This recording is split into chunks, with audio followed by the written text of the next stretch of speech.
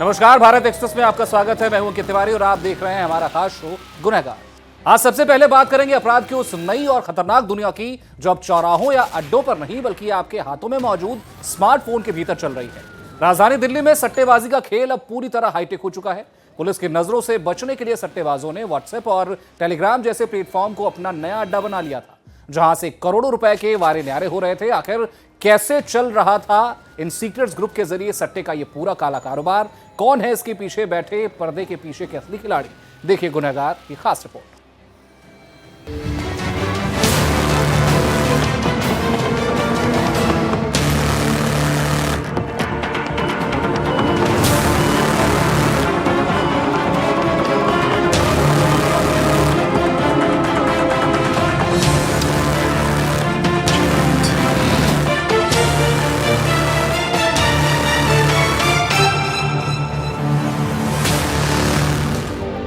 Mobile phone जो कभी सिर्फ बातचीत का जरिया हुआ करता था, आज उसी की स्क्रीन पर क्राइम की एक ऐसी दुनिया बस चुकी है जहां न कोई शोर सुनाई देता है, न कोई हथियार दिखाई देता है और न ही किसी गली मोहल्ले में किसी गैंग की मौजूदगी का एहसास होता है। बस कुछ क्लिक, कुछ मैसेज, कुछ प्राइवेट ग्रुप और कुछ डिजिटल ट्रांजैक्शन, बस इतना ही काफी है एक ऐसा नेटवर्क तैयार करने के लिए जो देखते ही देखते हजारों लोगों तक पहुंच जाता है।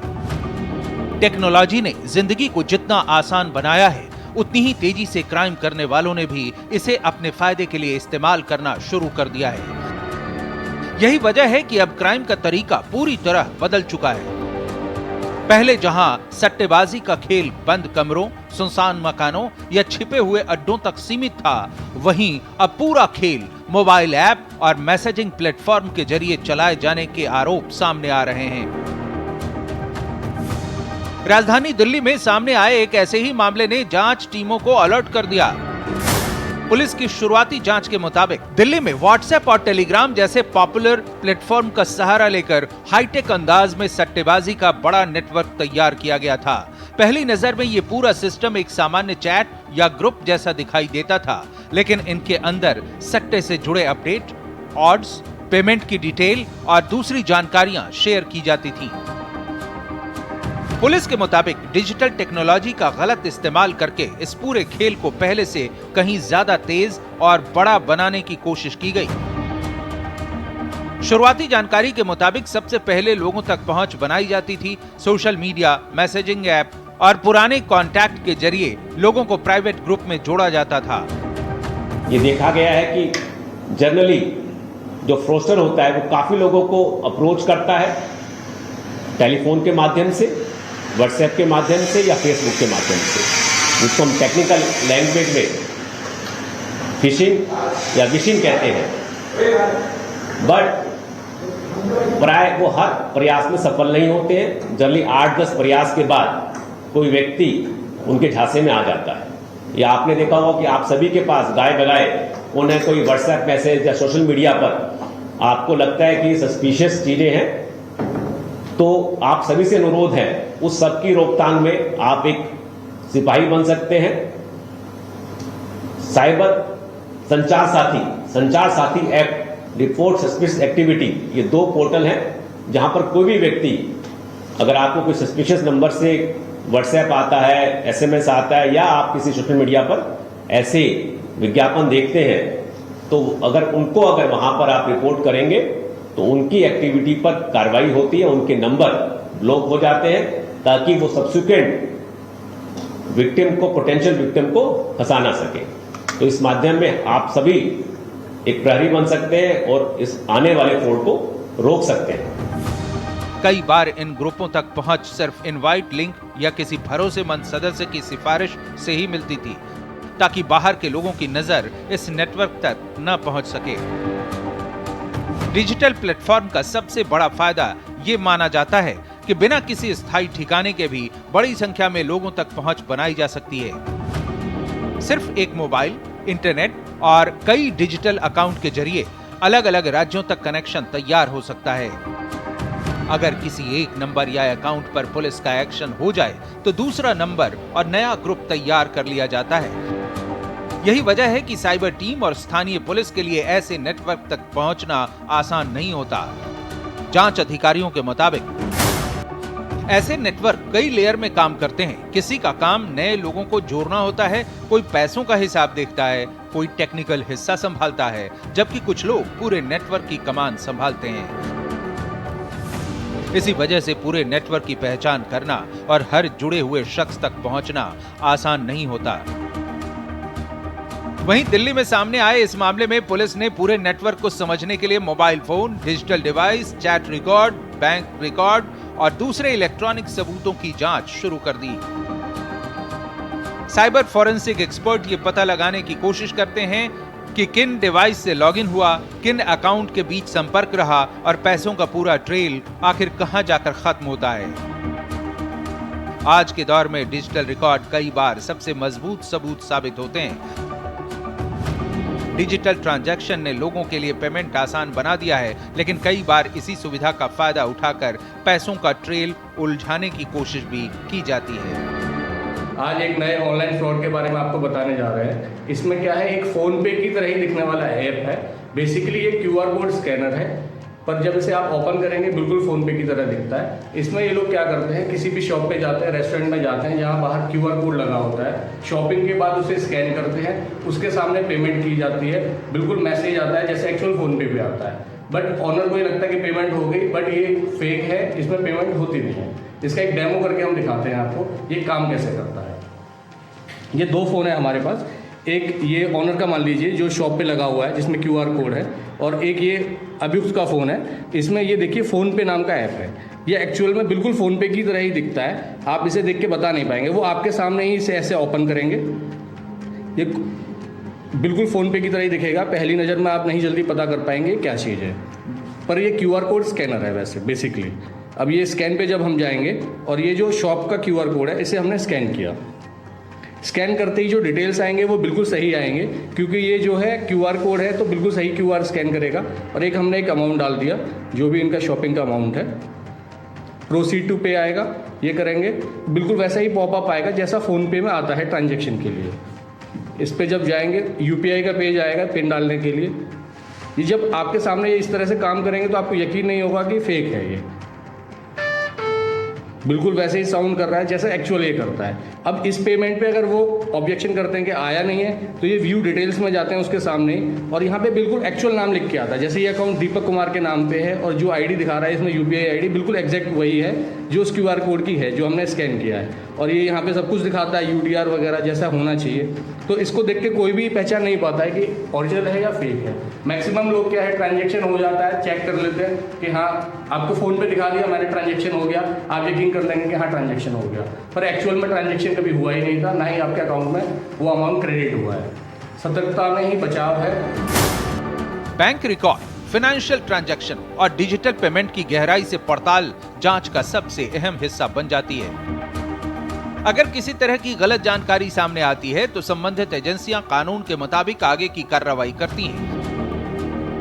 सट्टेबाजी का खेल सिर्फ कानून का मामला नहीं है, इसका असर सीधे लोगों और उनके परिवारों पर भी पड़ता है। जल्दी पैसा कमाने के लालच में कई लोग अपनी सेविंग गंवा देते हैं, परिवार आर्थिक संकट में फंस जाता है, कर्ज बढ़ जाता है और मानसिक दबाव भी बढ़ने लगता है।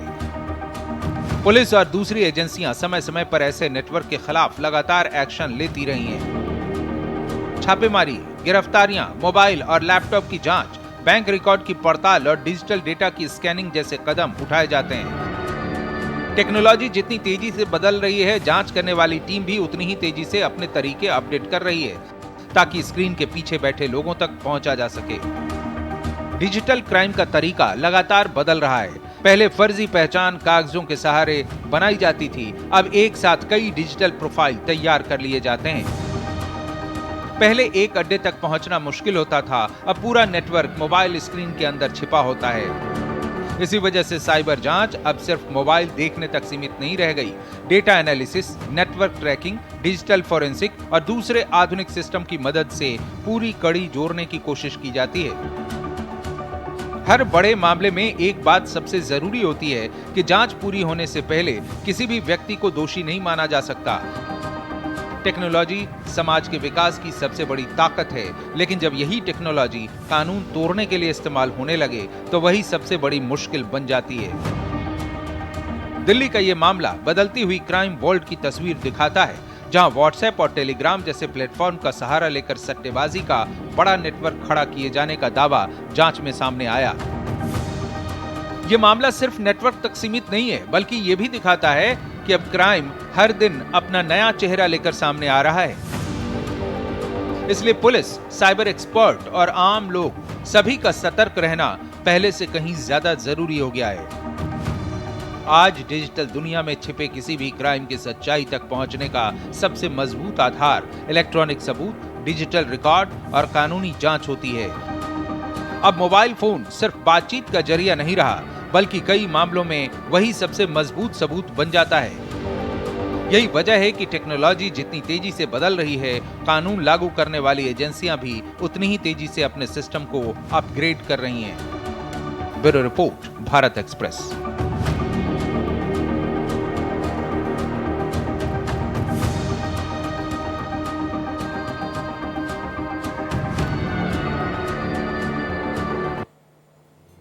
विदेश में आलीशान नौकरी, हर महीने लाखों की सैलरी और एक सुनहरे भविष्य का सपना। लेकिन किसे पता था कि 7 समंदर पार का यह सपना असल में एक ऐसा नर्क है जहां से वापस लौटना नामुमकिन है। राजस्थान के सीधे साधे बेरोजगार युवाओं को कंबोडिया भेजा गया, लेकिन वहां पहुंचते ही उन्हें बना लिया गया साइबर स्लेव यानी डिजिटल गुलाम। उनके पासपोर्ट छीन लिए गए, उन्हें बंधक बनाया गया और बंदूक की नोक पर करवाया गया भारत के ही मासूम लोगों से अरबों का साइबर फ्रॉड। आखिर कैसे सोशल मीडिया पर नौकरियों के फर्जी विज्ञापन देकर राजस्थान के 500 से ज्यादा युवाओं को इस दलदल में धकेला गया? कैसे वहां के टॉर्चर रूम्स में 15-15 घंटे काम कराकर उनसे ठगी की स्क्रिप्ट रटवाई जाती थी? और कौन है इस खूनी साजिश के पीछे बैठे वो मास्टरमाइंड जो कंबोडिया में बैठकर हमारे देश के युवाओं की जिंदगी से खेल रहे हैं?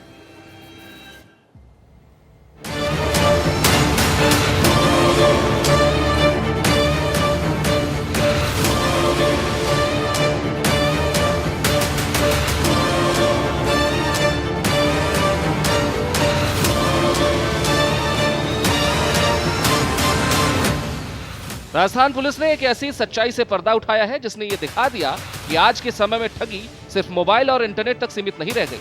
अब मासूम युवाओं के सपनों को ही हथियार बनाकर करोड़ों रुपए की ठगी करवाई जा रही है।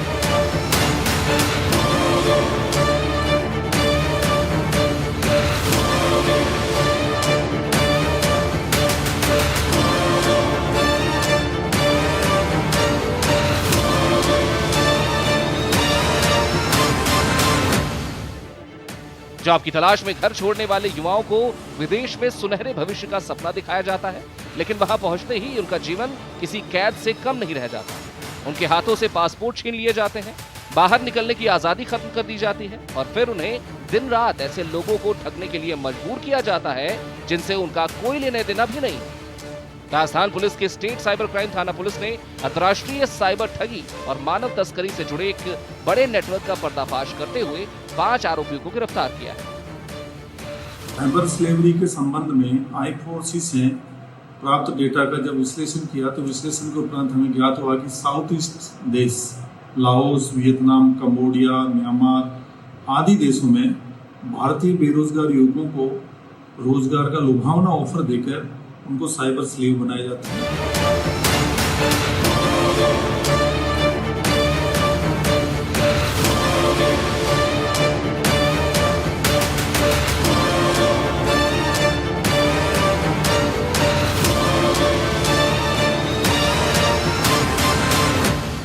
जांच में सामने आया कि राजस्थान में पकड़े गए गिरोह के लोग सबसे पहले ऐसे युवाओं की तलाश करते थे जो नौकरी की उम्मीद में थे या कम समय में अच्छी कमाई करना चाहते थे। गिरोह युवाओं को विदेश में 800 से 1000 अमेरिकी डॉलर हर महीने की सैलरी का लालच देकर कंबोडिया, वियतनाम, म्यांमार और लाओस भेजता था, जहां उनके पासपोर्ट छीनकर उन्हें डिजिटल अरेस्ट, फर्जी इन्वेस्टमेंट और क्रिप्टो फ्रॉड जैसे साइबर क्राइम करने के लिए मजबूर करता था।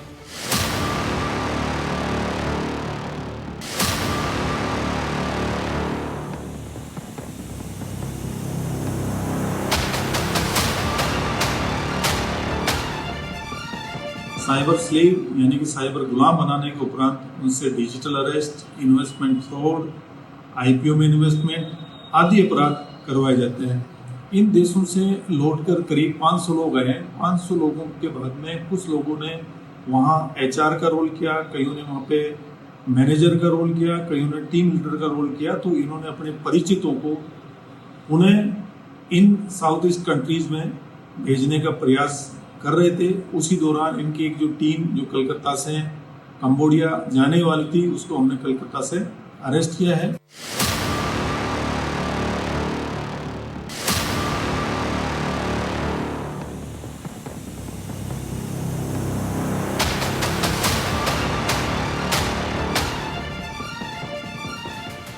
गिरोह के लोग युवाओं को अलग अलग तरह की ठगी के तरीके याद करवाते थे। युवाओं को बताया जाता था कि लोगों से कैसे बात करनी है, कैसे भरोसा जीतना है और कैसे डर पैदा करके उनसे पैसा निकलवाना है। गिरोह का एक बड़ा तरीका यह था कि लोगों को डराकर उनसे पैसा निकलवाया जाए।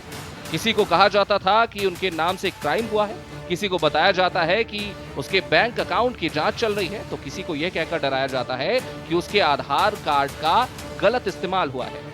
जैसे ही सामने वाला घबरा जाता, उसके बैंक की जानकारी, ओटीपी या पैसे दूसरे खाते में भेजने के लिए कहा जाता।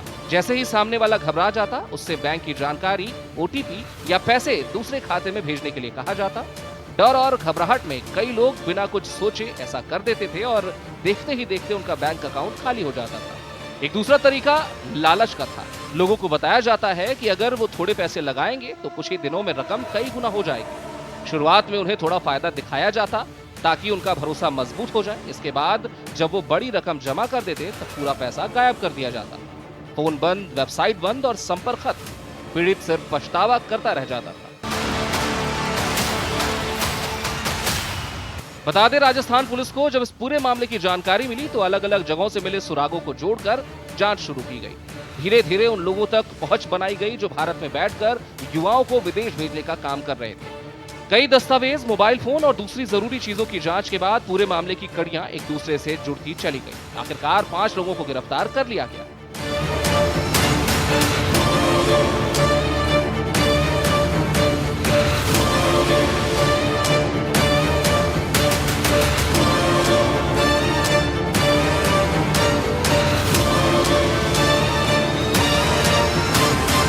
पूछताछ में ऐसे कई राज सामने आए जिनसे ये साफ हो गया कि ये कोई छोटा गिरोह नहीं बल्कि बहुत बड़ा खेल था। जांच में यह भी पता चला कि युवाओं को भेजने से पहले उन्हें पूरी तरह भरोसे में लिया जाता था। उनसे कहा जाता था कि कंपनी बहुत बड़ी है, वहां पहले से कई भारतीय काम कर रहे हैं और भविष्य पूरी तरह से सुरक्षित रहेगा। कुछ लोगों को तो जॉब के लिए फर्जी अपॉइंटमेंट लेटर भी दिखाया जाता था ताकि उन्हें किसी तरह का शक न हो, लेकिन ये सब सिर्फ जाल था। असली मकसद उन्हें विदेश पहुंचाकर ठगी के अड्डों तक पहुंचाना था। रिपोर्ट के मुताबिक I4C के डेटा एनालिटिक्स में राजस्थान के 500 से ज्यादा लोगों की पहचान हुई है जिन्हें कंबोडिया, वियतनाम, म्यांमार और लाओस भेजा गया था। इनमें से कई अब तक भारत नहीं लौटे पीड़ितों ने खुलासा किया कि वहां उनके साथ मारपीट, मानसिक प्रताड़ना और जबरन साइबर ठगी करवाई जाती थी। आदेश में हजारों लोग ऐसे हैं जो बेहतर नौकरी की तलाश में विदेश जाना चाहते हैं। यही वजह है कि ऐसे गिरोह लगातार नए शिकार खोजते रहते हैं। वो जानते हैं कि बेरोजगारी से परेशान लोग जल्दी भरोसा कर लेते हैं। इसी कमजोरी का फायदा उठाकर उन्हें फंसाया जाता है।